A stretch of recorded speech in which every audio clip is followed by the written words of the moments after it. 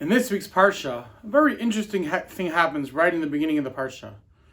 We have possibly the greatest generation of Jews ever to live, and definitely the greatest leader of the Jewish people that there ever was. Along comes Yisro. Yisro was the father-in-law of Moshe, as we all know, but after that, we don't really know much about him. At one point, he was an idol worshiper. The Medrash says that he was an advisor to Paro at one point.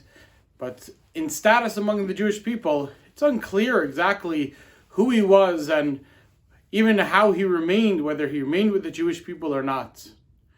But he comes along, he sees Moshe, he sees the Jewish people, and he's able to see that the way they're interacting with each other or the way they had things set up, Moshe, the Jewish people, it's not right and something has to be changed. Surprisingly enough, Hashem agrees to Yisro. And the question is, how could Yisro see something that none of the other Jewish people, that even Moshe himself couldn't see? What did Yisro have that he was able to tell them that, no, you're not doing something right, you're doing something wrong, we have to change the whole system, we have to create a system where not only do the Jewish people go to Moshe, there's other judges as well. How was he able to see that and no one else was? Many times in our life, we're trying to do the right thing, we're trying to improve, we're trying to get better.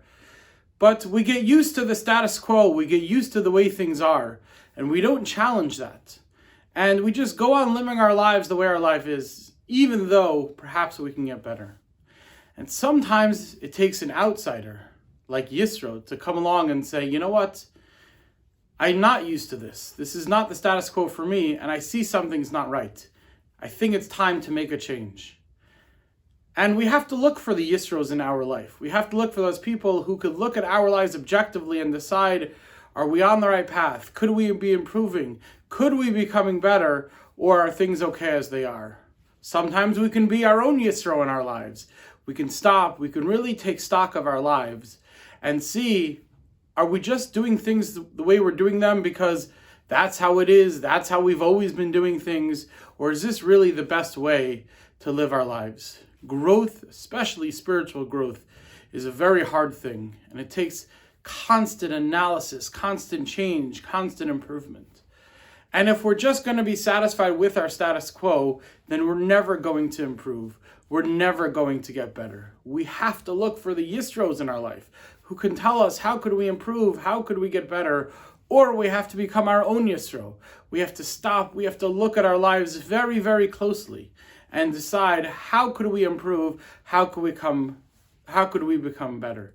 We can never just get used to the way things are. This is how I am. We always have to be growing. We always have to be changing, and we always have to be getting better. If we do that, we can improve our lives. We can make our lives so much better. We can make our lives so much holier. We can grow so much closer to Hashem. And isn't that really the point of it all? Let's look deep inside ourselves. Let's look externally for Yisros and let's become Yisro.